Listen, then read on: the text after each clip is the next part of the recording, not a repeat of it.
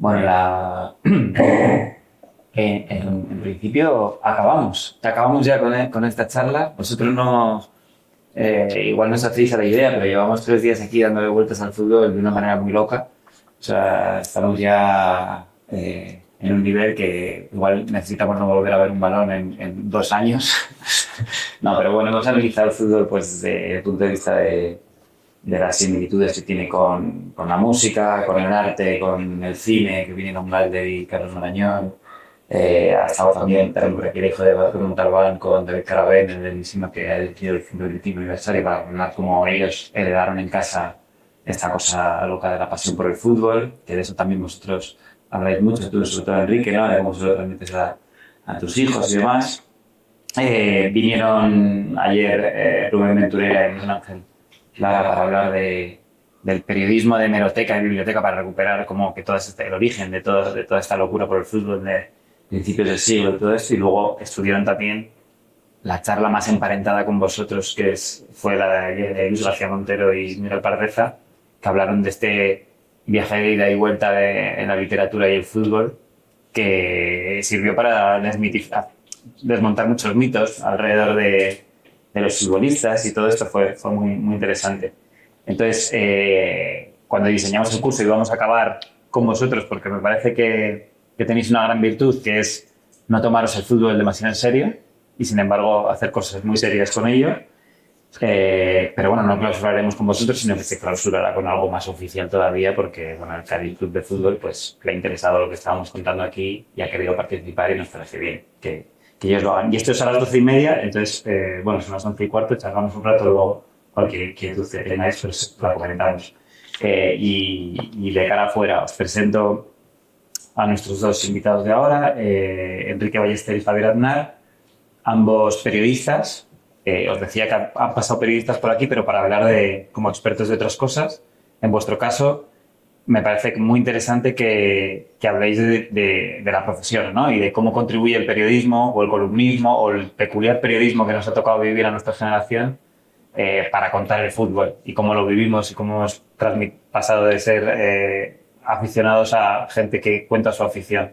Enrique Ballester escribe desde hace muchísimos años unas columnas muy celebradas por un montón de gente a la que has dado con la clave de hablar su propio lenguaje, que has roto esa barrera, yo creo que había hasta hace mucho tiempo, de algunos escritores que hacían buenas columnas, pero que realmente eran escritores haciendo columnas, y en tu caso yo creo que has roto con mucha brillantez esa barrera, ¿no? Y la gente, yo creo que lo que le gusta de tus columnas es que hablas su propio idioma. En el caso de Javier es un poco lo mismo, en el sentido de que también has sabido transmitir las pasiones más profundas.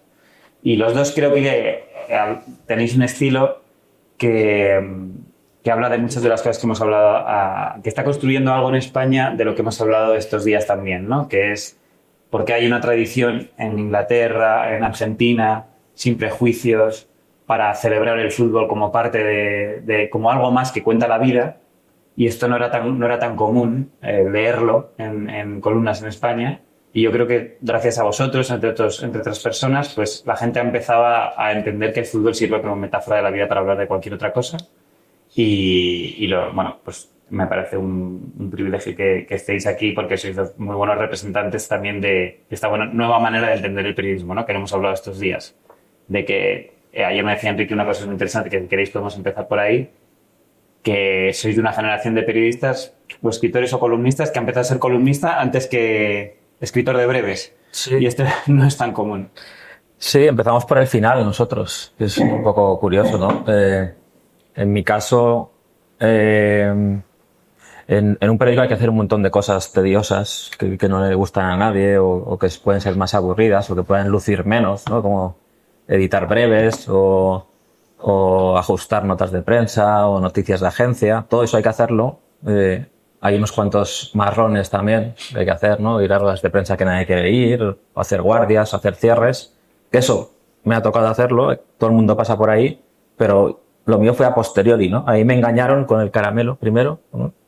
Yo escribía en una web de aficionados del Castellón me llamaron de un periódico para empezar a escribir con ellos porque les gustaba lo que hacía. Y dije, no, es que me voy de Erasmus. Me voy de Erasmus en 2 semanas. Y mi jefe me dijo, no pasa nada, escribe desde allí, ¿no? Entonces mi debut en el periodismo fue escribiendo columnas de opinión sobre el Castellón desde Suecia, desde una pequeña ciudad sueca, en una época en la que no podía ver los partidos. Entonces, esto que comentas ahora, Diego, de explicar un poco la vida o lo que nos pasa a través del fútbol, en mi caso fue una necesidad. O sea, no fue un plan maestro, no fue algo pensado. Simplemente, como yo no podía ver los partidos, pues de alguna manera la salida que encontré fue un poco, pues, tener una mirada distinta y a través del fútbol, pues explicar las cosas que me pasaban allí, cómo vivía el fútbol a distancia, la relación con mis amigos, pues un montón de cosas que luego fue evolucionando a lo que sigo haciendo ahora, ¿no? Casi 20 años después. Y a nivel generacional, pues sí que es verdad que tanto Javier como yo, que somos de los años 80, él un poco más joven que yo, el de mediados de los 80, pues sí que yo tengo un referente también en la vida, además de Enrique, que en esa época también leía a Enrique, que si Enrique explica la sociedad italiana, ¿no?, a través del fútbol, yo porque no puedo explicarme a mí mismo ni explicar a los demás también a partir de ahí. Otro referente que tengo es Pópez. Pópez era una mascota que tenía el Playas de Castellón, que era mitad pollo, mitad pez. Pópez, ¿vale? Que lo patrocinaba Mercado Central y yo siempre pensaba, o sea, era una mascota además que te da bajón. O sea, tú podéis buscar fotos, hay pocas fotos, hay gente que duda de su existencia, es un poco como el Yeti, esa gente, pero existe el Pópez, existía. Y yo pensaba, a lo mejor Pópez está triste porque para los pollos es un pez y para los peces es un pollo, ¿no? Entonces no estaba como muy aceptado. Entonces nosotros somos un poco como Pópez en el periodismo, ¿no? O sea, porque para los veteranos quizá somos demasiado jóvenes y para los chavales ya somos unos señores mayores, ¿no? Y llegamos un poco tarde a esa supuesta edad dorada del periodismo, de la prensa en papel y todas esas cosas, y ahora ya el periodismo ha llegado a un punto que a veces nos desconcierta un poco, ¿no? Somos mayores para hacernos streamers, ¿no? Y esas cosas. Entonces, pues sí que hemos estado con, no sé, Javier lo puede contar un poco con una pierna en cada lado, ¿no? Aunque yo estoy cómodo en eso también. Sí, probablemente la figura de Pópez no representa bien en cuanto a ser periodistas híbridos. Ahora toca ser muchas cosas a la vez y, por ejemplo, Enrique y yo somos columnistas y al mismo tiempo también tenemos un podcast con el diario AS donde cada semana hablamos, por ejemplo, de fútbol y de todo lo que lo rodea. Y cada semana grabamos casi de madrugada porque nos coincide a veces con cierres del periódico, con entregas, y grabamos a lo mejor a las 12:30 de la noche y nos ponemos un poco pues a contar nuestras historias de lo que nos ha parecido la jornada de Champions, la Liga, el Mundial de Clubes, pero también todo lo que hay alrededor, ¿no? Y es un poco bastante en clave de humor. Y creo que ahora es un poco lo que nos toca hacer casi para sobrevivir en el periodismo, o para llegar a la gente, que en el fondo es casi lo mismo, ¿no? Nos encanta el columnismo, de hecho, pues hemos crecido leyendo columnas y crónicas y todo esto. De hecho, yo siempre cuento que muchas veces me divertía casi más imaginarme la columna del día siguiente o lo que tal periodista iba a decir de mi equipo y de mi jugador. Estaba ya adelantándome a eso, fantaseando con el momento de coger el periódico el día siguiente, que el mismo partido que estaba viendo en ese momento, ¿no? Y también un poco, pues como dice Enrique, hemos llegado casi por el final, ¿no? Por ser columnistas, que a mí, por ejemplo, en mi caso concreto, escribir sobre fútbol me llegó casi accidentalmente. Yo escribía otras cosas y poco a poco iba metiendo ideas o metáforas o símiles con el fútbol porque me apasionaba y me negaba además a ser una de esas personas que considera el fútbol como una baja pasión en cuanto a algo que consume uno la intimidad de su hogar, ¿no? Que he conocido muchas personas así, ¿no? Como que proyectan una imagen y luego les da como vergüenza ser seguidor de un equipo o tener esas pulsiones, ¿no? Yo sí que hablaba de fútbol en mis columnas y lo que escribía. Y poco a poco, pues gente como Diego, que en la revista Libero, o Alberto Moreno, en la revista GQ, me empezaron a decir, oye, ¿por qué no escribes de fútbol? O escríbeme unas columnas sobre el Mundial de Brasil, pero en clave de, pues, de humor o de lo que lo rodea. Y así, poco a poco, Enrique y yo nos conocimos, y cuando surgió la posibilidad de hacer un podcast para el diario AS, yo dije, con Enrique o con nadie, porque nos entendíamos muy bien, hablábamos de las mismas cosas, teníamos referentes comunes, y luego creo que tiene un humor, una forma de acercarse a la actualidad, al fútbol desenfadada, un poco lo que dice aquí, ¿no? De relax, esto es fútbol, y al mismo tiempo nunca dejar de contagiar el entusiasmo por su equipo, que es el Castellón. Tiene un libro maravilloso que se llama Infrafútbol, y otros libros, pero que habla de todo eso, y yo vi que ahí podemos hacer un podcast y que podía funcionar muy bien. Ahora tengo que hablar yo bien de él, ¿no? O sea, no sé. Sí, no, es verdad que a diferencia de la columna, donde yo sí había crecido, yo crecí en una papelería de mi primo, o sea, era un niño, no sé, sabía más de la guerra del Golfo, o sea, con 8 años leía todos los periódicos, me pasaba ahí todas las tardes, que ahora de lo que está pasando en el mundo, ¿no? Entonces, fui casi como un experimento sociológico, pero entonces tenía muchos referentes cuando empecé a escribir, aunque fuera joven, pero en el podcast realmente yo no era consumidor de podcast apenas, sigo sin serlo mucho, pero esto queda un poco mal.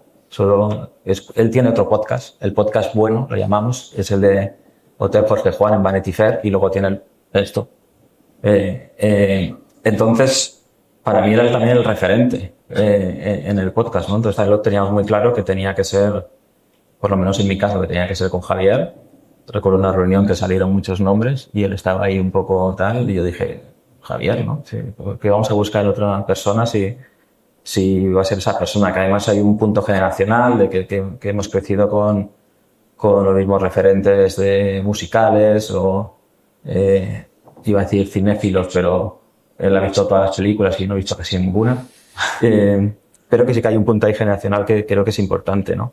Y luego, sobre todo, creo que a veces que en el fútbol tendemos al exceso de dramatismo, ¿no? Que es algo que quizá yo caía en eso también, pero tuve una experiencia traumática, que es seguir a mí como periodista a mi equipo durante 7 años en tercera división, cuando jugaba el Castellón. Y entonces ahí hubo un momento que dije, esto o rebajo intensidad o voy a acabar mal, voy a acabar deprimido, o odiando mi trabajo, o solo en la vida, porque ya llegaba a un punto insoportable, ¿no? Cuando mezclas lo emocional con lo profesional.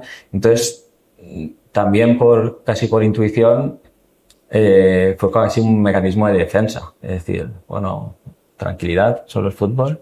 Vamos a aprender a reírnos de nosotros mismos, de por qué nos afecta tanto algo tan irracional, y tratar de explicarlo, ¿no?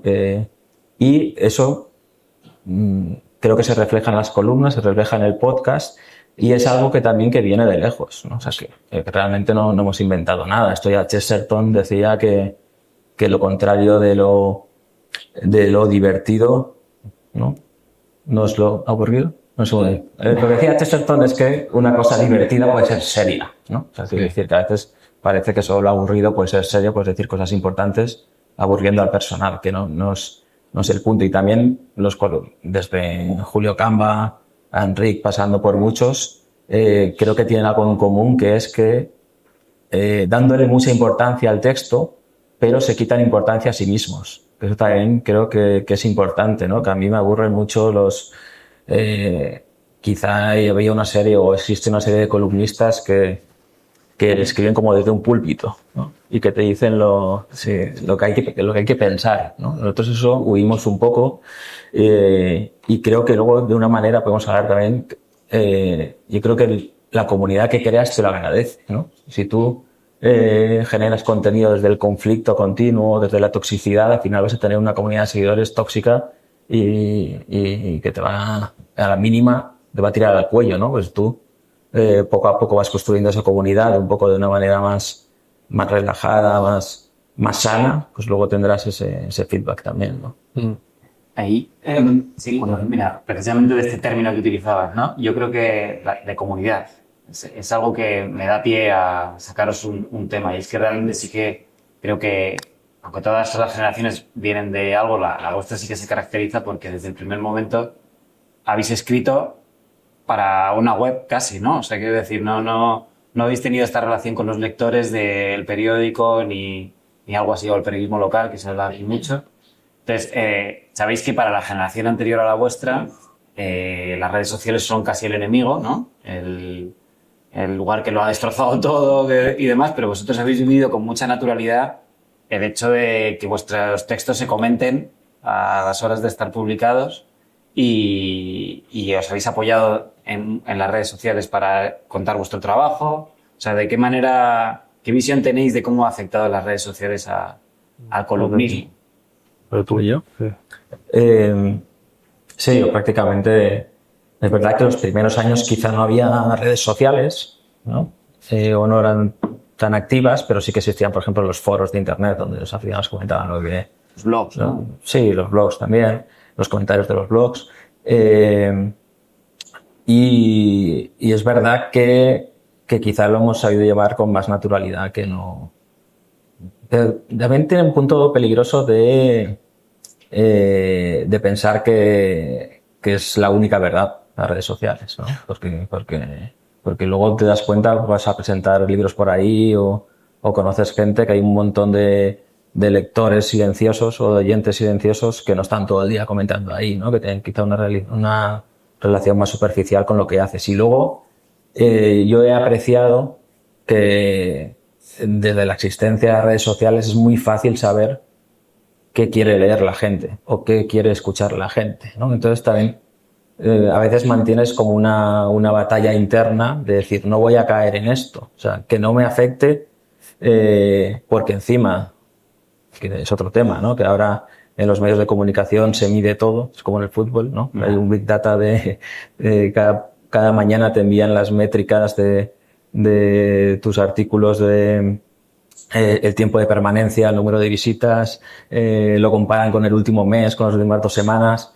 Entonces, si tienes la desgracia de que a lo mejor tus superiores solo te valoran por esa métrica, pues puedes caer en la tentación final de hacer contenidos virales o de hay una mínima polémica arbitral, saber que si tú tiras por ahí vas a tener un montón de visitas y te van a dar una felicitación. Pero como todo en la vida, pues hay un camino difícil y hay un camino fácil y hay que buscar no el fácil o el difícil, sino el correcto, ¿no? Entonces creo que el periodismo está en un punto en el que tiene que decidir si quiere hacer el camino fácil, quizá cortoplacista, que luego envejezca mal, o el camino difícil. Y en ese sentido, las redes sociales a veces pueden ser un termómetro engañoso.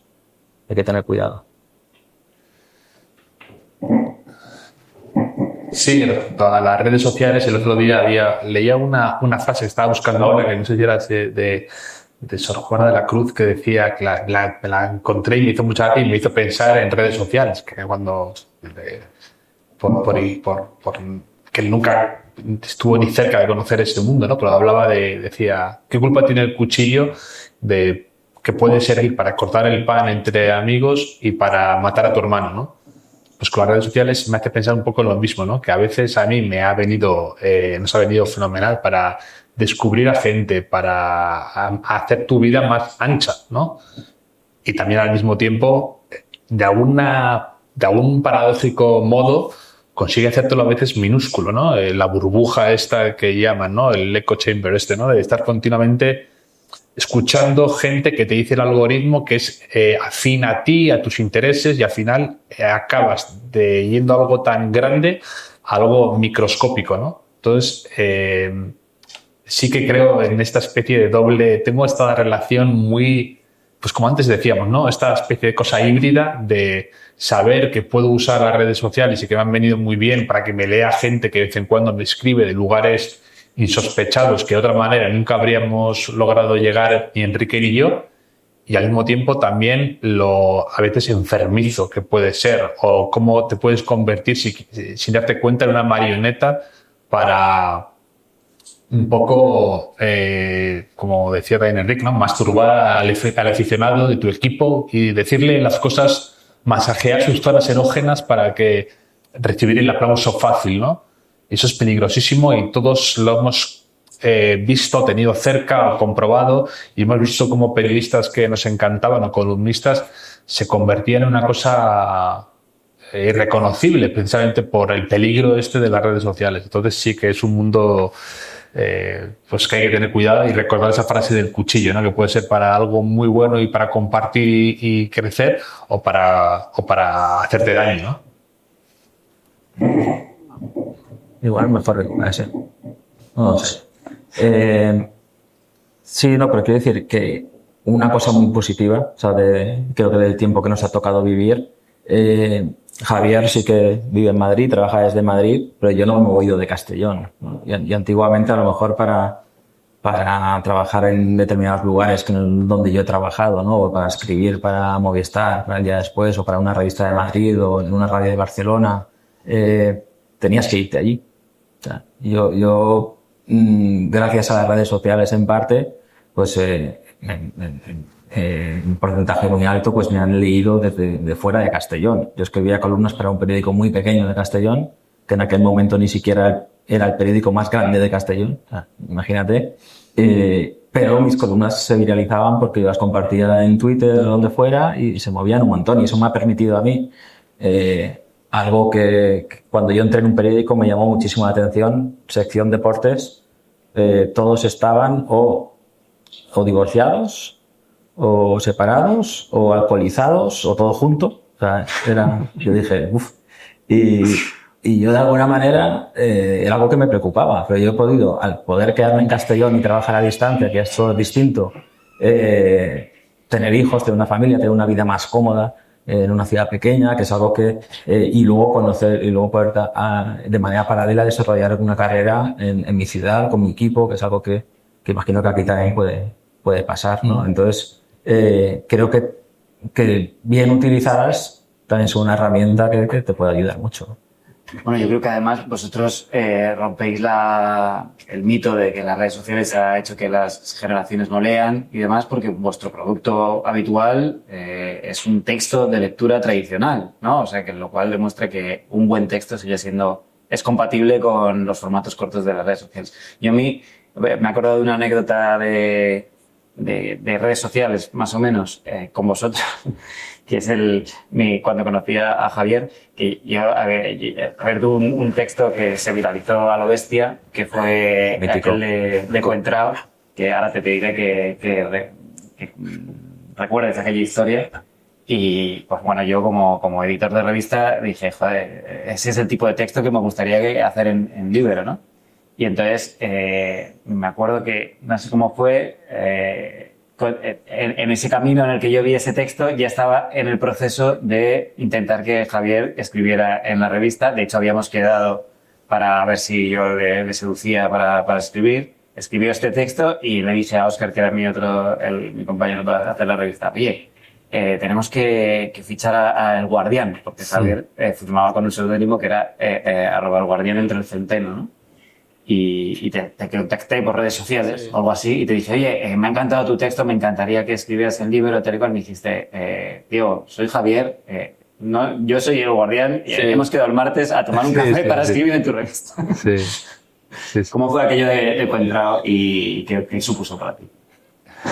Coentrao, ¿qué supuso? Me hace mucha gracia porque uno a veces trata de llevar una vida, de escribir de muchos temas y al final, durante mucho tiempo, a mí la gente me reconocía o me conocía por un artículo que escribí en clave de humor sobre Fabio Contrao, que era este lateral portugués del Real Madrid con unas mechas desvaídas y que era bastante descerebrado, ¿no? Y me acuerdo que en la revista GQ me mandaron escribir, de vez en cuando me mandaban escribir sobre fútbol, pero desde otro ángulo, ¿no? Contar algo que había pasado, pero de otra manera. Y pues bueno, yo tenía por aquella época, bueno, y la mantengo todavía, amistad con algún jugador del Real Madrid y me contaron dos pinceladas muy sutiles de cómo era Fabio Contrao, de que era un tipo bastante desastroso, que era... Pero como dentro de un código no me contaban nada más, pero me decían, no, hoy le duele la cabeza, hoy no vaya a entrenar, como cosas así. Entonces, yo quise escribir una columna en clave de humor sobre cómo era el día a día de Contrao cuando de repente Ancelotti en la primera etapa tenía que recurrir a él después de estar 3 meses sin jugar nada, sin apenas entrenar, y de repente tenía que jugar unas semifinales de Champions, ¿no? unos cuartos de final contra el Atlético de Madrid. Y lo hablaba de humor de cómo era su día a día, de lo desastroso que era y todo esto. Y se hizo pero muy, muy viral. Y desde entonces me llamaba, me acuerdo de la radio de Argentina para que contaran, pero se mezclaba ya la leyenda con la realidad. Algunos se creían que era verdad lo que yo había contado, una cosa bastante sin sentido. Pero es lo que decíamos antes, de cómo te puede abrir muchas puertas que no te esperabas. Y también a raíz un poco de eso me contactó Diego con la revista Libero. Desde entonces sigo cada vez que sale en todo el mundo está escrito. Pero es un poco lo que muchas veces hemos comentado, ¿no? Con Enrique también, de lo raro que es a veces llegar al lector, cómo lo que tú has dado más vueltas a veces no funciona igual de bien. Y un artículo que yo escribí en el autobús volviendo del Bernabéu, que pedí perdón de antemano al director y le dije, oye, esto no sé si tiene mucho sentido, te lo he mandado así tal cual, tú verás lo que haces. Yo como quitaba la responsabilidad, y quizá fue uno de los mayores éxitos de mi carrera literaria, ¿no? De repente escribir sobre Fabio Contrao. Pero muchas veces hablo con Enrique en esas madrugadas de lo raro que puede ser el llegar al lector, ¿no? Por qué caminos a veces inescrutables, y lo adictivo que es también como escritor, ¿no? El todavía no tener las claves de, entre comillas, ese algoritmo ni nada de eso, ¿no? De lo bonito que es el que a veces una cosa sorprenda, a veces enfada lo más trivial, a veces emociona una frase que tú has dicho casi sin querer, y a mí eso me sigue pareciendo adictivo, un puzzle que hay que desentrañar, una especie de sensación de vértigo, de truco de magia que nunca te van a contar cuál es el secreto. Y eso me parece lo más bonito de escribir, tal vez. Sí. Esa columna sobre Contrao me parece muy simbólica por varias cosas. Una, porque tú sabes esas 2-3 cosas de Contrao, y para mí, ¿qué haría un articulista mediocre? Contar esto, ¿no? Contrao tal y cual. Y creo que lo interesante es, a raíz de eso, escribir una historia por la que el lector al final pueda llegar a esa conclusión o esa impresión sobre ese jugador, y durante el camino pues te entretiene o te enriquece de alguna manera. Y luego hay una cosa que también, de la que hablamos de vez en cuando, que a mí me fascina, que puedas haber escrito 800 columnas, 900 columnas, que siempre hay un punto de abismo. O sea, de decir, esta semana o hoy, ¿cuándo me va a surgir la idea? Eso no lo sabes realmente. O sea, puedes tener ideas anotadas y tal, pero realmente a mí me gusta, por ejemplo, escribir muy cerca del cierre. Yo busco un poco en la columna trasladar la tensión de la crónica. Tú entras en un partido de fútbol, en una crónica, tienes que escribir al momento, no sabes lo que va a pasar, obviamente. Y creo que por eso queda un texto pues un poco con un nervio distinto, ¿no? A lo mejor sí, a mí no me gusta escribir con 3-4 días de adelanto una columna, porque luego la revisas, la sobrepiensas, la vuelves a escribir, ¿no? Entonces hay un momento casi mágico a veces que empiezas a escribir sin saber muy bien de lo que vas a escribir. No tienes una frase y de repente te atraviesa ahí un relámpago que es la idea guay, ¿no? Que a lo mejor a ti te pasó en el autobús ese, de decir lo voy a hacer ahí, y como que tu propio cerebro abre puertas que no sabías que tenías ahí, que luego es algo que en el podcast pasa de otra manera, porque al ser una conversación también te estimula de alguna manera, ¿no? No sé tú, eso de Contrao, Si lo tenías muy pensado, si se te ocurrió ahí. No, y hablando un poco de la tensión esta de la entrega de la columna, de la crónica o del cierre, ¿no? Yo tengo que escribir siempre una columna sobre el Real Madrid cada vez que juega para el diario ABC, que luego pues salen todos los en la ABC, y depende a veces de la hora del partido, tengo mucho menos tiempo para editarla bien o para darle las vueltas que a mí me gustaría, ¿no? Y tengo siempre a Miguel, que es el jefe de deportes del ABC, con una tensión metiéndome. Y el otro día, por ejemplo, el Madrid jugó a las 10 de la noche en Estados Unidos contra el Borussia Dortmund y yo tenía que mandar una columna de opinión de no sé cuántos caracteres, pero con muchísima prisa para llegar al cierre y que pudiera estar en la edición de Madrid también y todo esto, ¿no? Y me reía mucho con Enrique porque luego grabamos podcast, pero me metieron muchísima prisa y dije, bueno, pues lo mando en el minuto 91, ya con el descuento iniciado. Digo, ¿qué puede suceder? Pues hubo, en el transcurso de apenas 2 minutos, hubo 3 goles, uno de Kylian Mbappé, un penalti y una expulsión de Hausen, ¿no? Y digo, me reí. Enrique y yo hablamos a veces de Don Fútbol, ¿no? Que es esta figura mitológica que nos hemos inventado de cómo a veces esa especie de Dios te pone en tu sitio, ¿no? Yo quise volver muy cerca del sol, creyéndome muy listo, diciendo, bueno, doy a enviar el minuto 91 y ya me lo quito de encima. Y el fútbol te pone y te mira, pues aquí va a haber 3 cosas, va a haber un susto, casi una prórroga, casi me como la crónica yo, o sea, tremendo. Y esa tensión, ese abismo que tú dices, Enrique, pues se vive en esos momentos y es muy... Supongo que todo el mundo que tiene que entregar algo que luego va a leer mucha gente te da vértigo y a la vez es adictivo, ¿no? En cuanto a esa tensión que...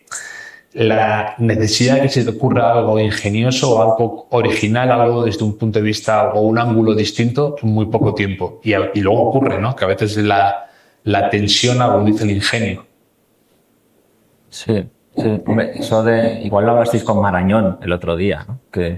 Y quizá por eso sea muy difícil hacer grandes películas sobre fútbol. Porque algo que pasó, por ejemplo, lo que pasó el otro día en el descuento, tú lo ves en una película y no te lo crees, porque parece demasiado inverosímil, ¿no? Tal cual. Entonces, digamos que el fútbol supera la realidad constantemente, ¿no? Sí, no, se habla mucho de eso, de que no tenía ningún sentido escribir una novela sobre un partido de fútbol o una película porque es insuperable la tensión del directo, ¿no? A mí dos virtudes que tenéis, que creo que son la que os hace brillar en vuestra generación, que me gustaría que la comentáis, que es cómo muchas veces escribís en primera persona, pero cómo medís esa dosis para que el lector no te diga a mí que me importa tu vida, no me hables de ti, pero vosotros eso lo tenéis muy presente y sé que seguro que combatís internamente con esto de cómo hacer una columna en primera persona sin ser un egocéntrico que te crees que tú eres el centro, ¿no? Pero también es una vía fácil de inspiración, sobre todo cuando te hacen escribir mucho, ¿no? Lo más sencillo es, pues nada, o empiezo con una cita o empiezo por mí mismo. Es una técnica muy, muy facilona. Yeah. Entonces, empezaremos por ahí, si os parece. ¿Cómo combatís esta cosa del columnista? De, oye, ¿estáis acostumbrados a que escribís textos que van con vuestro nombre bien grande y con vuestra foto? La gente os lee a vosotros y es muy fácil caer en el egocentrismo de acabar hablando de uno mismo como si fuese el protagonista. Y eso me parece que es interesante que contéis cómo lo combatís. En primer lugar diría, como he comentado al principio, que en mi caso fue una necesidad al principio. O sea, no fue un plan maestro ni algo que yo tuviera pensado, fue casi mi respuesta instintiva a lo que tenía que hacer, ¿no? Tienes que contar lo que te pasa en Suecia, cómo sigues a tu equipo, cómo tratar de explicar a un búlgaro, a un noruego y a... Claro, tú eres el protagonista en esa historia. Claro, porque... pero yo creo que la clave es, partiendo del yo, llegar al nosotros. O sea, tocar cosas que sean comunes, que cualquiera se pueda haber identificado. Y no solo tu vecino, no solo tu amigo, sino alguien de otro país o que haya crecido en otras circunstancias. Y para eso el fútbol es un vehículo ideal. Porque genera emociones similares con independencia de la cultura que hayas tenido, o de dónde hayas nacido, o seas rico, seas pobre, seas feo, guapo, hombre o mujer. Entonces, en ese sentido es bastante fácil, por un lado, ir desde el yo al nosotros y luego tocar la actualidad o apoyarte en ella para buscar la temporalidad también. Esto sobre todo lo tengo bastante presente desde la última década, que desde Libros del Cao, una vez en Prensa Ibérica, que es el grupo que edita el periódico en el que yo trabajo, me piden que no solo escriba en Castellón, sino que haga una columna semanal un poco más genérica, más que pueda publicarse en cualquier periódico del grupo por toda España. Ahí parto de la actualidad a veces, pero buscando temas que yo sepa que vayan a envejecer bien, porque Libros del Cao luego lo va a publicar en un recopilatorio cada 2 años y una persona que lea una columna de 2018 en 2021 entiendo que le aporte algo más allá de que no dependa de si aciertas o no en que este jugador es bueno o este jugador es malo, ¿no? Que cuente otras cosas. Entonces creo que eso es el yo es un punto de partida, pero no te puedes quedar ahí simplemente, ¿no? No me cuentes tu vida. Sí. No, es muy buena pregunta porque a mí es un tema que me obsesiona. De hecho, el otro día en el podcast que grabo hablé con Vivian Gornick, la escritora de Nueva York, que tiene 90 años, y una de mis primeras preguntas fue esa. Le digo, ¿cómo sabes cuando algo de tu vida pertenece realmente a la página y cuando no? Ella, por ejemplo, ha escrito un libro. O sea, escribió un libro muy conocido aquí que tuvo mucho éxito, es Apegos Feroces, en el que habla del edificio en el que vivía en el Bronx con su madre y de los paseos que hacía con su madre en Nueva York. Y es algo muy suyo, muy específico, muy de un núcleo enano, y al mismo tiempo luego ha conectado con miles de personas que ni han estado en Nueva York, ni a lo mejor les interesa, ni saben que son de otra generación totalmente distinta a la de Vivian Gornick. Y fue una de mis primeras preguntas y me dijo, lo combato cada día, tengo 90 años, y me dijo, la idea es no escribir sobre mi vida, sino encontrar un tema que me permita hablar de un asunto mayor, que sirva para conectar con más gente y que toque algo que es más grande que eso mismo que estoy contando. Y yo creo que es una forma que tenemos de conectar, ¿no? Igual que ha hecho aquí Alberto en su presentación, creo que mucha gente lo hace muy bien, ¿no? Empiezas desde lo pequeño para conectar, para captar a la audiencia, y ha contado una anécdota suya en El País de cómo contó su primer gol de Mágico González y lo equipara con Nadia Comaneci, con grandes momentos de los Juegos Olímpicos, y no está hablando de él, pero está hablando de algo más grande, que es la figura de Mágico González, otros hitos deportivos, por qué algo microscópico a lo mejor en la historia del deporte puede ser equiparable a otras cosas más grandes, ¿no? Y está hablando del amor por una ciudad, por unos colores y todo eso. Entonces yo creo que Enrique y yo intentamos hacer esto, no es hablar de nosotros, sino es hablar de nosotros, pero que eso sea como una puerta a hablar del nosotros, hablar de algo más grande, hablar de algo que no sea un monumento a nuestro ego, sino que sea para contar una historia. Y eso es, somos seres muy visuales y a veces necesitamos partir de una anécdota personal para entrar en algo, para que nos llame la atención, ¿no? Y yo eso creo que yo lo considero una herramienta, ¿no?, de trabajo, el encontrar las pequeñas cosas ordinarias de la vida e intentar conseguir algo, o hablar de lo extraordinario, o hablar de algo grande, ¿no? Todo está en Manolito Gafotas. Ya veis que mis referencias son otras que las de Javier. En el segundo libro de la serie, en Pobre Manolito, hay un capítulo que Elvira Lindo explica cómo va Manolito Gafotas con su padre y con su abuelo al bar El Tropezón a ver un Madrid-Barça. Y ahí te cuenta pues lo que pasa a raíz de ese partido, ¿no?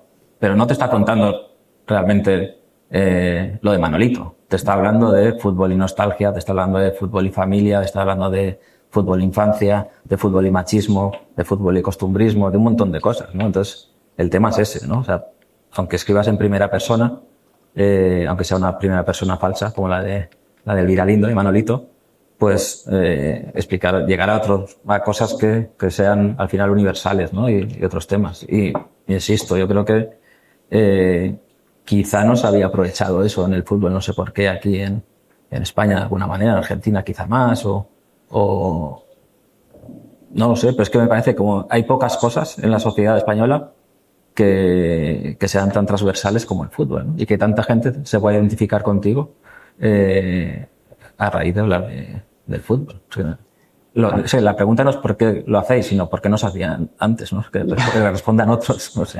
Me parece muy natural, ¿no? Claro, no, es nuestro...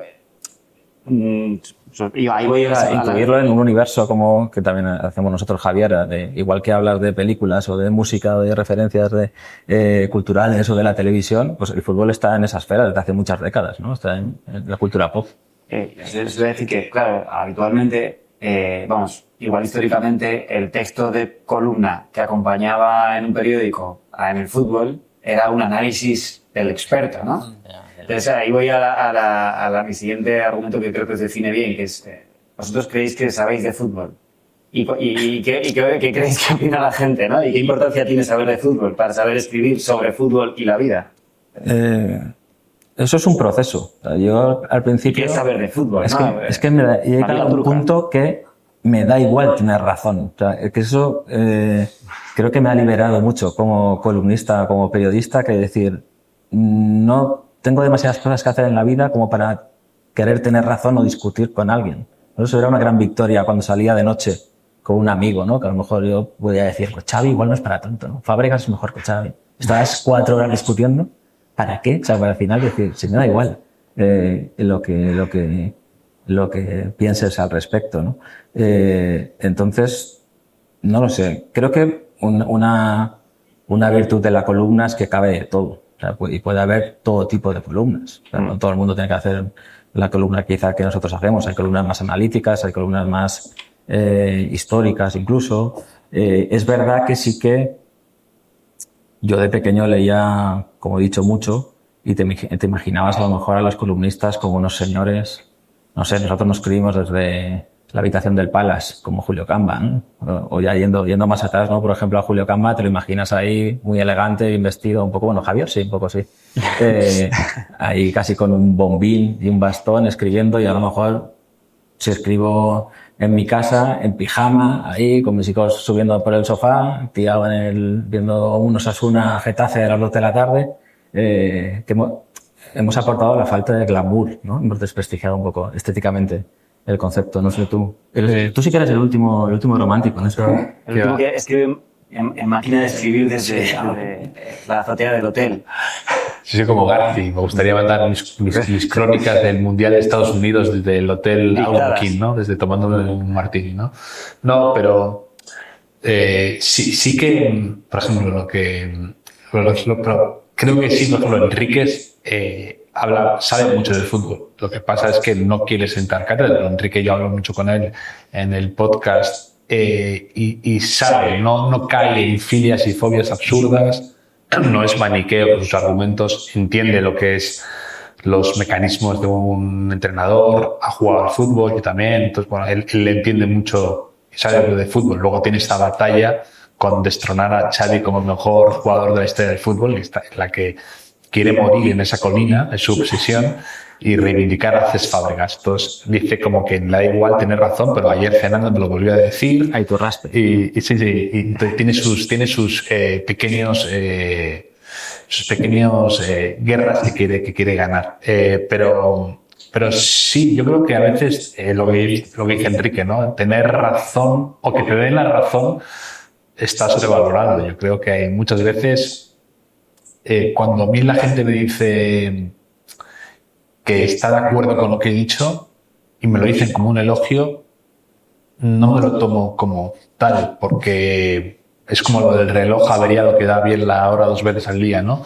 Creo que a veces, inevitablemente, escribiendo mucho, pues te dará razón o no, pero yo me da igual. No, y cuando no busco eso en un columnista, no busco que coincida conmigo, al revés. A veces me gusta ver cosas que yo he pensado de una manera, de otro ángulo, incluso sin estar de acuerdo, pero que interesa lo que usa, el ingenio, la forma de verla, su mirada distinta, sus...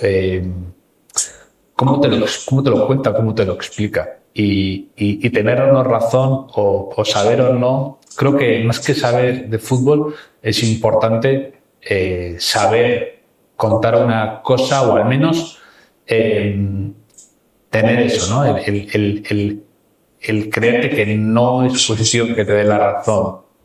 No va de eso, va de otra cosa.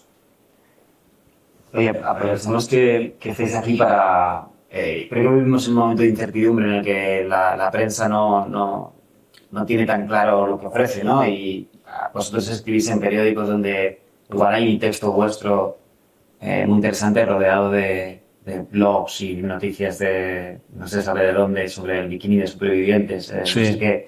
Entonces, uno, ¿hacia dónde creéis que va cómo serán los medios de comunicación dentro de 10 años? Yo creo que responder a eso sería económicamente muy rentable. Pero sobre todo, ¿qué referentes tenéis actualmente para que digáis, bueno, pues me gusta que leéis, ¿no? ¿A quién qué recomendaríais, ¿no? ¿De qué os inspira o a quién os gustaría parecer? Creo que todos tenemos claro los referentes del pasado, ¿no? O que todavía nos gustan, pero gente que veáis contemporánea a vosotros, que digáis, ostras, este es mi nuevo Nick Hornby. Sí. Bueno, por un lado, ayer lo comentábamos cenando Enrique y yo, que yo, por ejemplo, en lo que sí me considero un último romántico es en dar importancia a las cabeceras. Para mí pasamos delante del edificio del diario Cádiz. A mí eso me sigue importando mucho. Escribir para una revista como Libero, escribir en Condé Nast, escribir en Vanity Fair. Para mí significan cosas los periódicos, los nombres que hay detrás, la historia, el bagaje, una trayectoria de trabajo de mucha gente que me ha precedido. Y para mí eso tiene una cosa intangible o como de un valor muy importante y que me gusta reivindicar siempre, siempre. Cuando mucha gente me habla de podrías ganar a lo mejor más, ahora hay mucho debate en Estados Unidos, por ejemplo, con el auge de las newsletters, ¿no? De hecho, ahora mucha gente va a meter mucho dinero en Substack, ¿no? Que es el mecanismo este de usar newsletters. Y me parece bárbaro, me parece genial, me parece pero a mí me gusta escribir bajo una cabecera, ¿no? Porque para mí significa algo, para mí es muchas cosas, ¿no?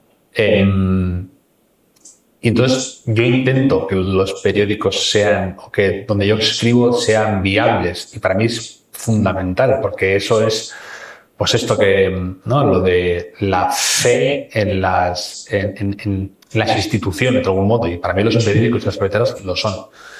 Y el modelo de negocio es incomprensible. Tú a lo mejor nos puedes también explicar mucho desde dentro, ¿no? De la publicación de una revista, la distribución, el periódico físico que no termina de morir, y espero que no lo haga, pero que tampoco sabemos cómo va a estar dentro de 5 años, lo llevan cerrando un montón de tiempo, ¿no? Es una incógnita, pero estamos un poco como los músicos del Titanic, ¿no? A veces un poco tocando la última y diciendo, bueno, a ver si esto se mantiene todavía y no nos hundimos. Pero yo creo mucho en que hay posibilidades de hacer cosas que no sea vomitivo, ¿no? Como muchas veces has dicho, ¿no? En estar en usar, el tráfico, ¿no? Usar la web, sí, todo esto, el tráfico, el SEO. A mí yo esos son temas que aborrezco, que no me interesan.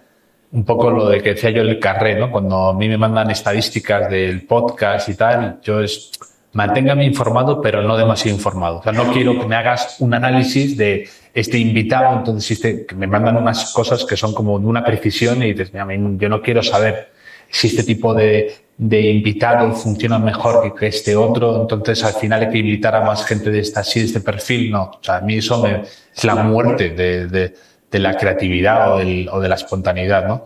Y como referentes, pues, de nuestra contemporáneos y demás, hay gente muy interesante haciendo cosas más híbridas, ¿no? Un poco que pueden estar en un programa tradicional de radio y luego tienen un canal en YouTube y hacen cosas con humor, pero con rigor, que me pueden gustar, ¿no? Pues se me ocurre la media inglesa hablando de fútbol, que son amigos y que creo que hacen contenido hablando de fútbol inglés, pero con sentido de humor, con inteligencia. Han creado un modelo de negocio medio sostenible.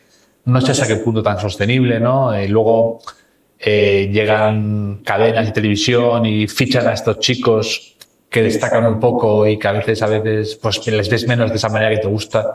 No sé, es un momento muy complicado de supervivencia, ¿no? De encontrar un modelo de negocio que sea sostenible sin prostituirte o sin traicionarte la forma que tienes de hacer las cosas, ¿no? No sé cómo lo ves tú, Enrique. A ver, es un tema que prefiero no pensar en ello. O sea, llevo 20 años sin querer pensar en ello y voy aguantando, ¿no? Yo cuando llegué a la redacción ya había gente ahí que decía, no, en 5 años no habrá papel. Ya no habrá papel, esto olvídate, que en Estados Unidos no sé qué tal, esto es imposible. Y vamos tirando, ¿no? Si supiera que va a funcionar, pues sería millonario seguramente porque tiraría por ahí ahora mismo, ¿no? Porque es verdad que, en mi opinión, lo que yo entiendo es que el microlocalismo siempre va a existir, de alguna manera, ¿no? La gente va a querer que pasa en su calle, incluso hipermicro, ¿no? Hay periódicos en Estados Unidos, algún proyecto en Estados Unidos de un periódico de una calle. Una calle, justo te iba a decir, sí. Cosas así. Sí, y perdóname, me interrumpo un segundo. Otro día me hizo muchísima gracia Gay Talis, que tiene 93 años, escribía indignado en una cosa que le había preguntado en Instagram, diciendo que él, por ejemplo, era suscriptor del New York Times durante más de 50 años y que ahora le indignaba que no le llegara a tiempo los resultados de los Yankees y y dice, ¿cómo es posible que lo que está ocurriendo al lado de mi casa no me lo puedas contar porque no te da tiempo o tienes recursos, que a mí me cuentas cosas muy, muy lejanas, ¿no? Entonces, yo creo que por eso los microlocalismos o las cosas de periodismo muy local funcionan mejor que nunca. The Athletic está fichando mucha gente muy local para crear contenido de verdad que a la gente le pueda interesar. Y cuanto más grande nos hacemos, a veces más micro que las cosas.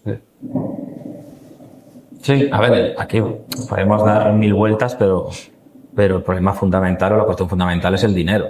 Es algo que si son empresas que no son rentables, al final o van a depender de agentes externos que ya te van a limitar un poco el producto que vas a hacer, o hay que encontrar alguna fórmula para hacerlo rentable.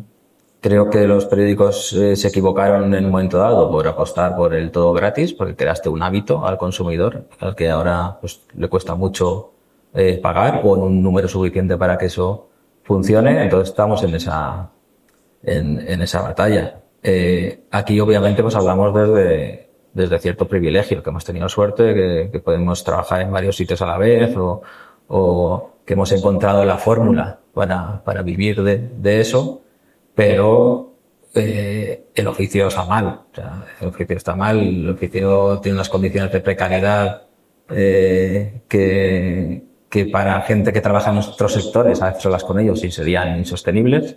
Y en el caso concreto del periodismo deportivo, pues, que os voy a contar, ¿no? Y los horarios, los fines de semana, etcétera, pues poco a poco, creo que es desde, por ejemplo, que Miguel Quintana hable de que renuncia a tales cosas porque no quiere ser un padre ausente, quiere estar con sus hijos, pues me parece muy sano, ¿no? O sea, no tanto como ejemplo, sino como poner encima de la mesa ese tema y que no hace falta que tengas hijos para tener una vida normal y unos horarios normales, ¿no? Trabajándote a esto, porque en este oficio constantemente hay un chantaje emocional, que es que, como tiene cosas muy bonitas y muy reconfortantes, pues a veces sacrificas cosas que deberían ser obvias o los derechos fundamentales, ¿no? De los trabajadores por eso, ¿no? Porque siempre estás con eso, con ese chantaje, ¿no? Como digo, entonces es bueno que poco a poco pongamos la siguiente generación, tengamos eso en cuenta porque hay periódicos que no encuentran chavales que quieran trabajar. Los estudiantes de periodismo ahora que salen de prácticas no quieren trabajar en un periódico, por ejemplo, porque saben los horarios que hay, saben las dinámicas que hay, y saben cómo está el oficio, ¿no? Entonces, y hay problemas para encontrar gente que quiera hacer eso. Sí.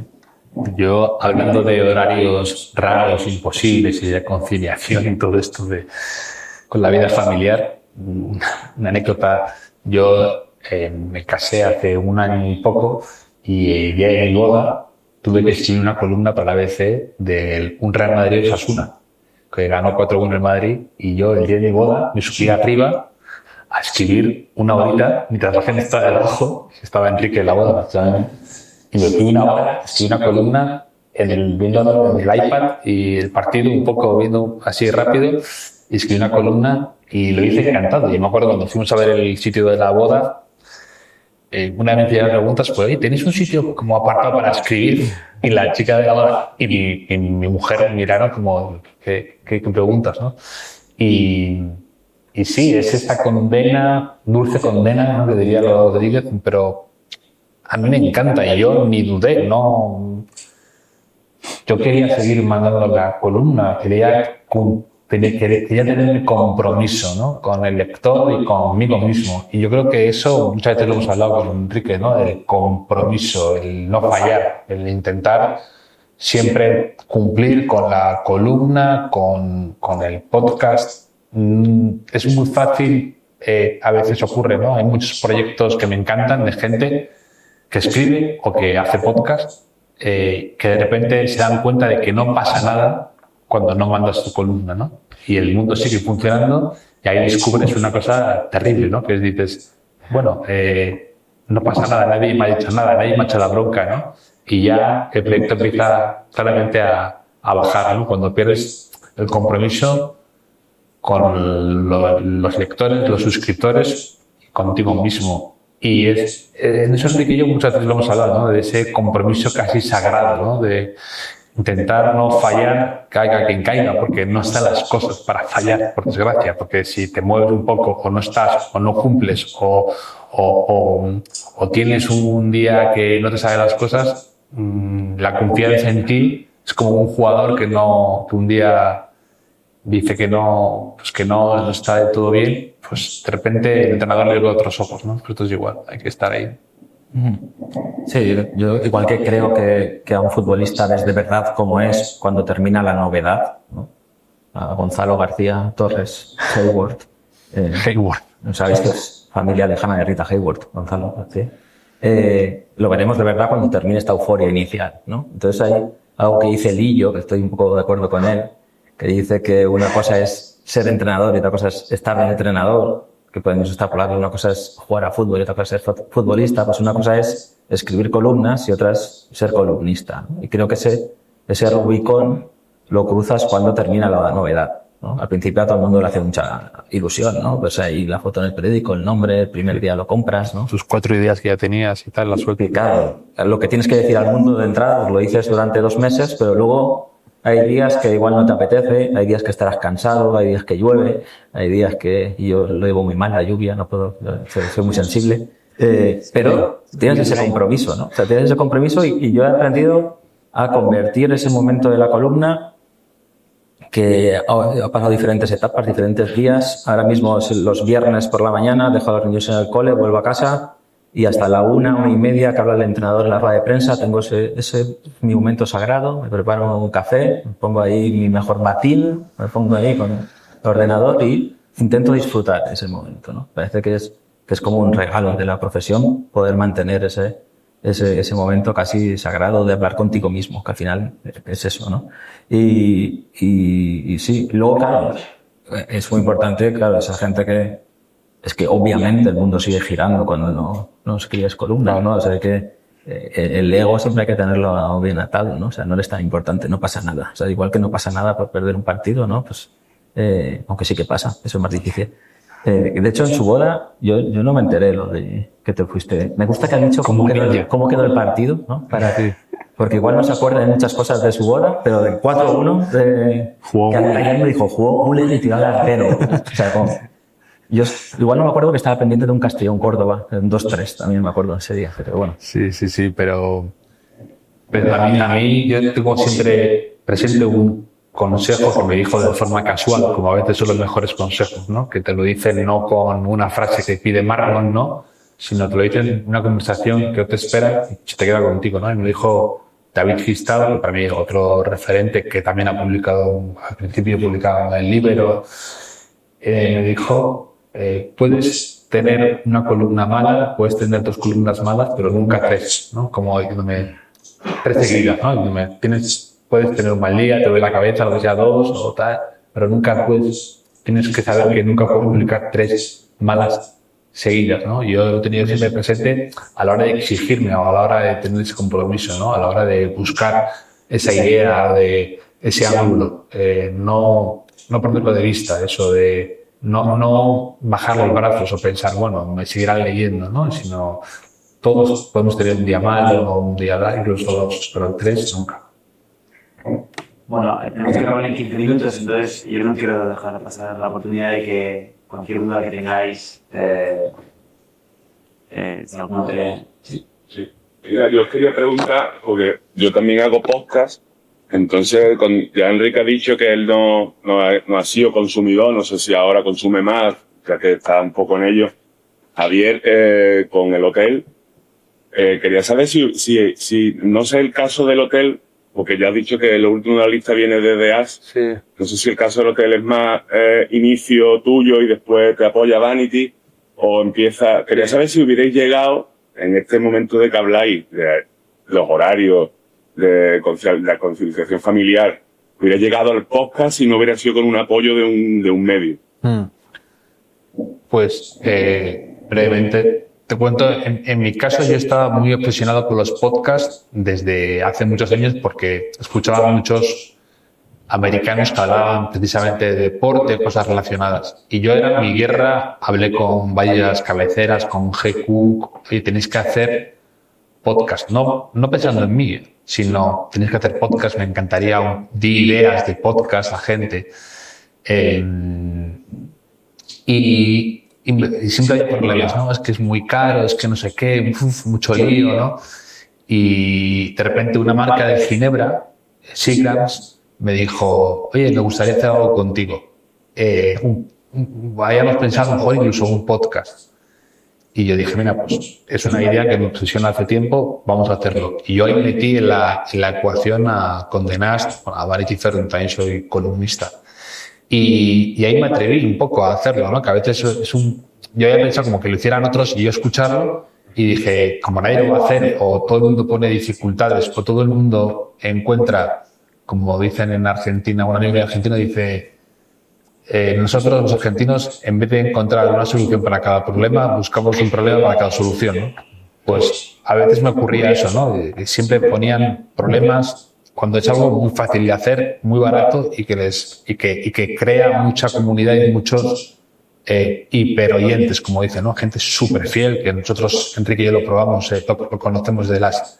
Entonces ya pierdes un poco ese miedo y me contactó María Jesús Espinosa Los Monteros, que es la directora del proyecto de Podium y que está ahora teniendo un nuevo cargo en Prisa, que es una chica estupenda y muy lista. Y me dijo, oye, ¿por qué no haces algo sobre la Eurocopa de 2021? O sea, que se había pospuesto por el COVID.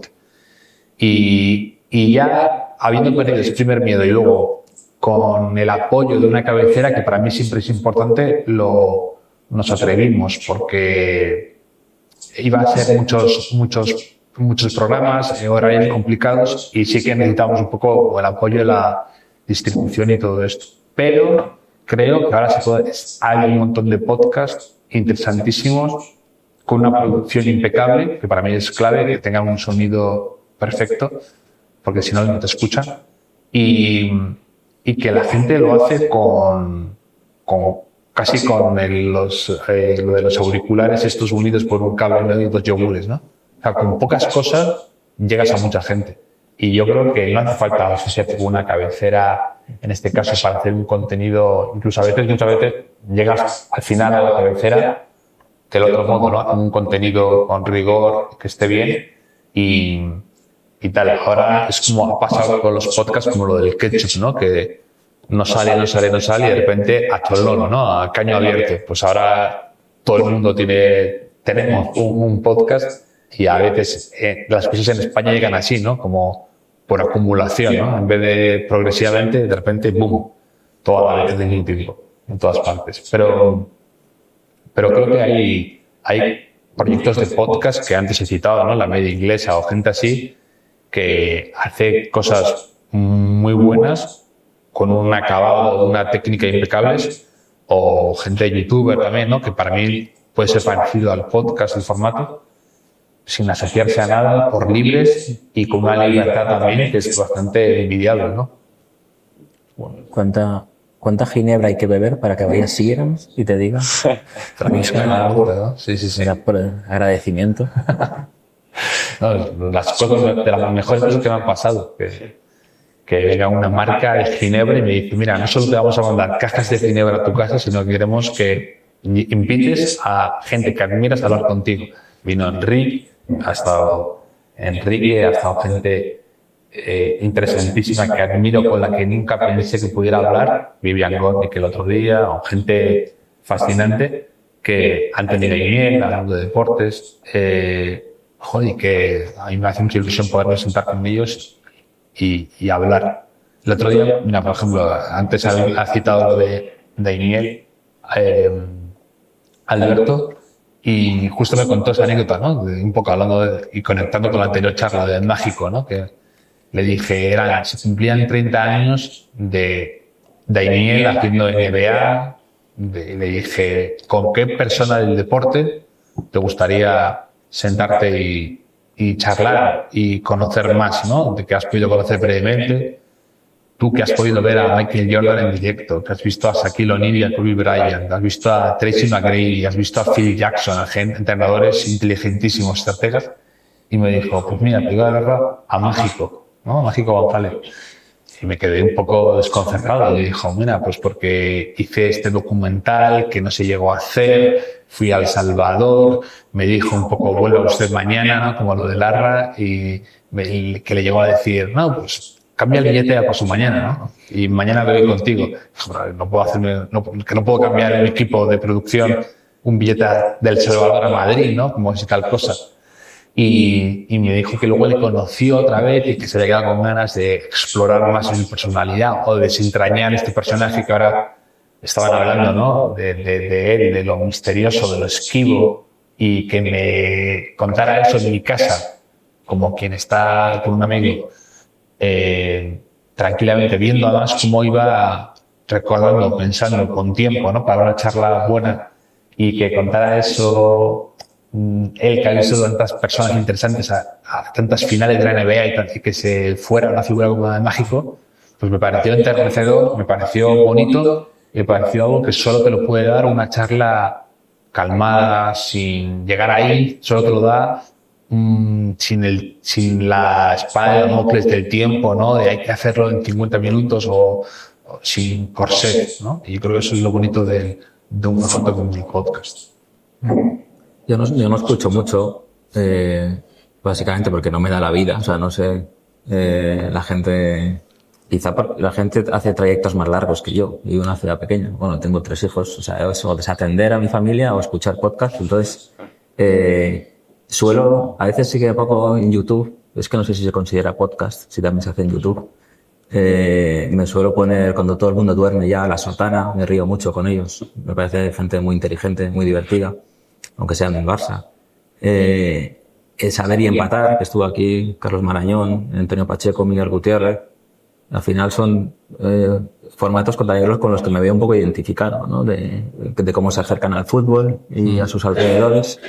Y es lo que suelo escuchar yo. Yo, por ejemplo, no sé tú, Enrique, pero a mí lo que me crea un poco conflicto del momento actual es esa, y que supongo que es un tema generacional y de manera inevitable, pero es esta hipervisibilidad del periodista, ¿no? A mí eso me genera mucho conflicto interno, el tener que aparecer, este formato que ahora se ha puesto muy de moda, ¿no? De un periodista o un youtuber enfocándose a sí mismo, su cara en primer plano, o incluso poniéndose periodistas que conozco, que leo mucho, que se ponen en el móvil y hay que valer para eso. Yo sé que no valgo, ¿no? Casi para estar delante de una cámara con naturalidad y con espontaneidad y que quede bien, ¿no? Y a mí eso,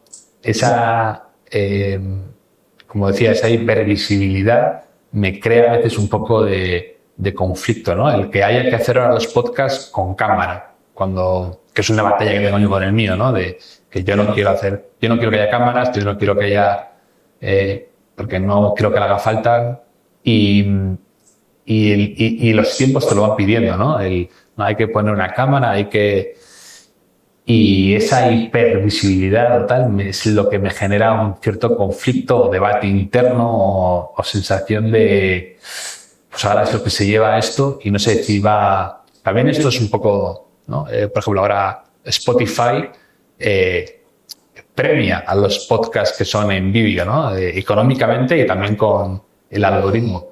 Y es una forma de resistencia, ¿no? De tú querer hacer las cosas de una manera y decir, me da igual que los números te pidan hacerlo de otra, ¿no? O los tiempos. Yo creo en hacer las cosas de una manera, me parece más naturales. Nuestro podcast tampoco va con cámara y a mí me aporta menos, ¿no? No necesito la opinión de alguien y también saber qué tiene en el salón de su casa, ¿no? Son cosas que van por separado y a mí eso me crea conflicto. No quieres vivir de tu físico. Pues claro, en muchos periódicos te lo piden. O sea, te dicen, no, es que hay que hacerlo. Y es esclavitud a veces en eso. ¿Sabes? Antiguamente no se ponía ni siquiera tanto el careto en la firma de los periódicos. Sí. Que a mí me ocurrió con algún cronista que yo leía bastante, que no va a decir nombres, pero que cuando apareció la foto, ya te queda, ya no lo miras. Antes como era ser neutro, ¿no? Y tú lo realizas y aparece la foto.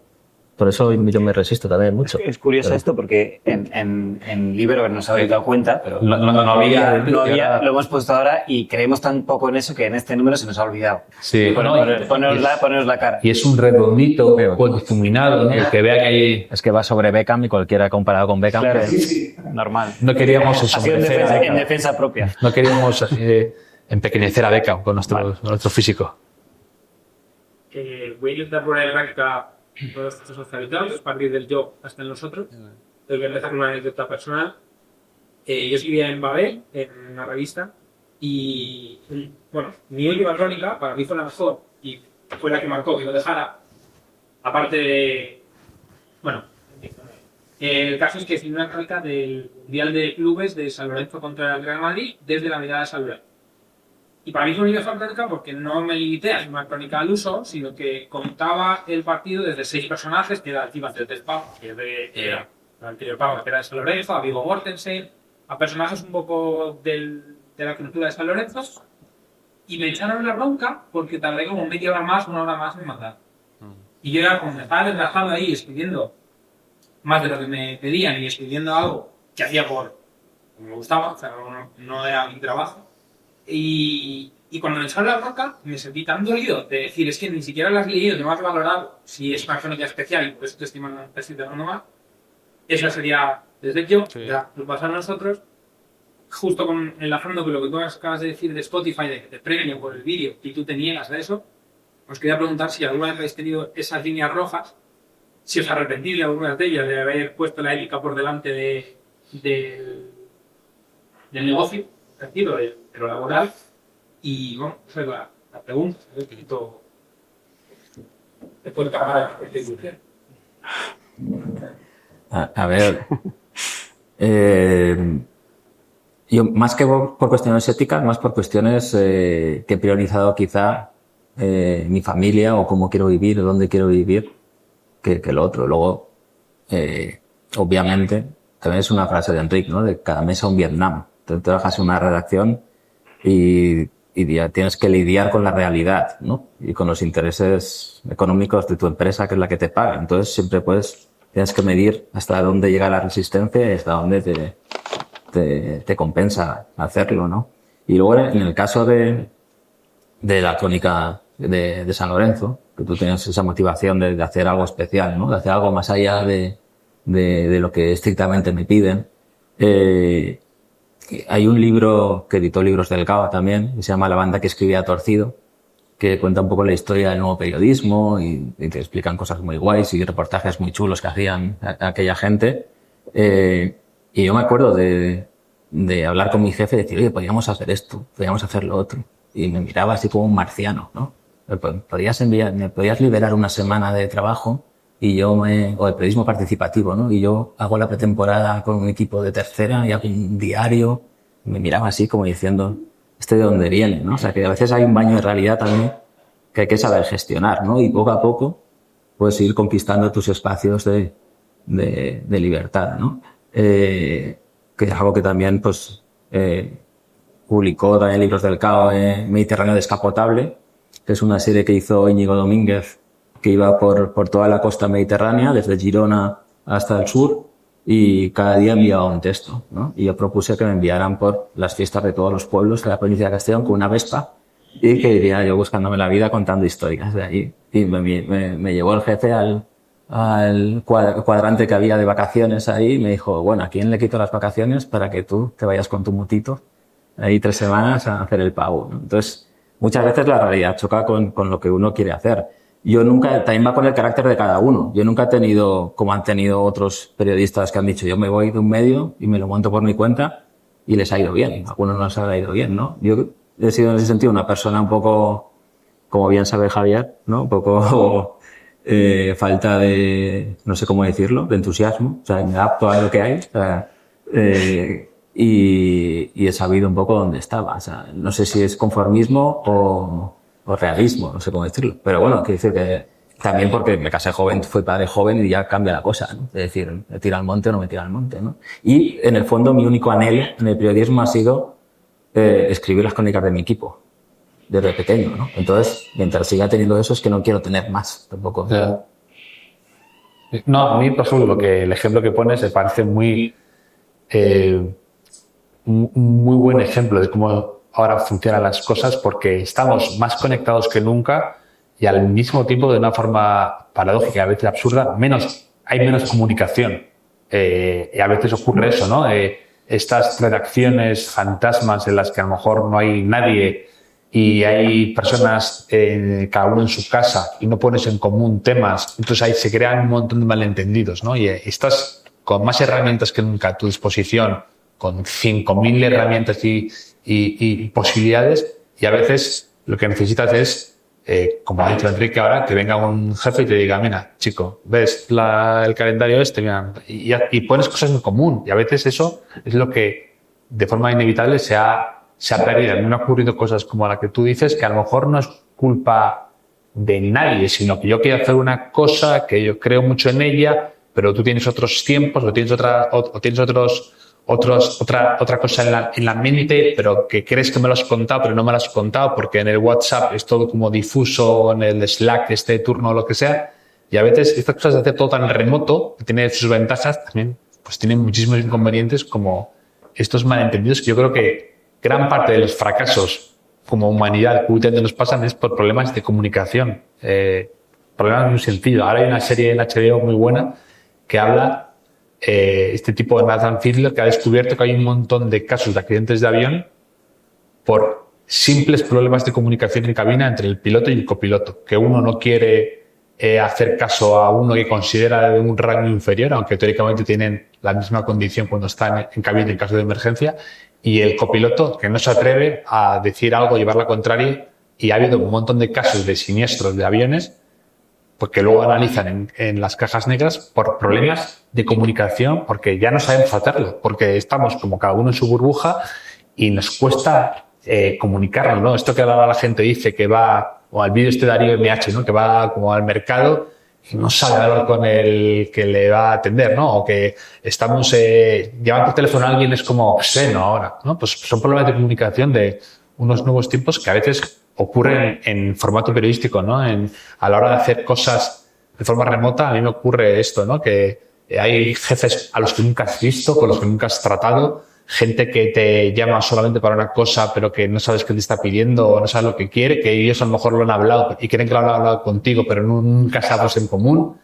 Y eso genera un montón de pequeñas ficciones que matan proyectos o matan ideas buenas, como la que tú decías, de San Lolita Almagro, ¿no? También está bien querer hacer algo tuyo, o sea, que tu firma adquiera un valor, porque eso me lo decía un jefe a mí más comprensivo, decía, si tú me escribes la misma crónica que publica la agencia EFE, ¿para qué te voy a pagar a ti si ya estoy pagando a EFE, ¿no?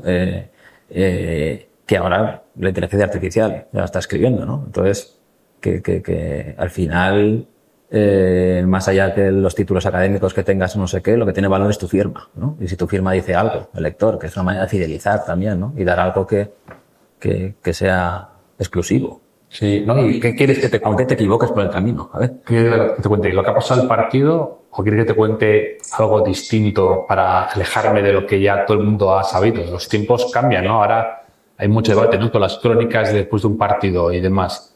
Yo antes revivía el partido, o a lo mejor incluso el partido que no había podido ver, lo leía a través de la crónica de Juan Matrueva, de Santiago Seguro, la de quien fuera, ¿no? Ahora ya llega a ti tantas veces los goles que suena a veces como redundante, ¿no? O periódico ya, o sea, porque parece como algo que ya no interesa y se premia otro enfoque, ¿no? Otro análisis, otra cosa más, menos cronista. O yo sigo leyendo las crónicas de Luis Nieto, pero que entiendo que a la gente le crea esos problemas de qué quieres de mí como periodista y qué quieres y qué puedo, qué quieres, qué quiero yo de ti como editor o como redactor o como jefe, ¿no? Pues lo dejamos aquí. Muchísimas gracias a los dos. Esta lección nos habéis dado, un grato. Y nada, ahora empieza en 10 minutos así, ¿no? Empezará la siguiente. ¿Sí? Vale, bueno, pues nada, muchísimas gracias. Un placer.